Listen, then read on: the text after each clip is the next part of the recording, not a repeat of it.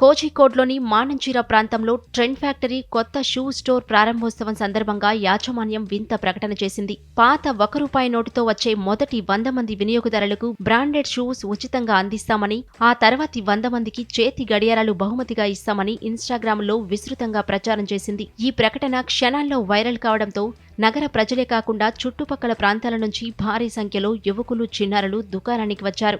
నిజానికి స్టోర్ ఉదయం 10 గంటలకు ప్రారంభం కావాల్సి ఉండగా ఆఫర్ దక్కించుకునేందుకు జనం అర్ధరాత్రి 2 గంటల నుంచే క్యూ కట్టారు. దుకాణం దగ్గర వేల సంఖ్యలో జనం చేరుకోవడంతో పరిస్థితి అదుపు తప్పింది.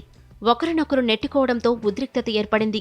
పరిస్థితి చేయి దాటిపోతుందని గ్రహించిన షోరూం నిర్వాహకులు పోలీసులకు సమాచారమిచ్చారు. రంగంలోకి దిగిన పోలీసులు గుంపును నియంత్రించేందుకు ప్రయత్నించినప్పటికీ జనం వెనక్కి తగ్గకపోవడంతో లాఠీచార్జీ చేయాల్సి వచ్చింది. ఈ తొక్కిసలాటలో పోలీసుల లాఠీచార్జీలో పలువురు చిన్నారులకు గాయాలయ్యాయి. పోలీసులు స్టోర్ యజమానిని అదుపులోకి తీసుకున్నారు. ముందస్తు అనుమతులు లేకుండా ఇలాంటి భారీ కార్యక్రమాలు నిర్వహించడంపై కేసు నమోదు చేశారు.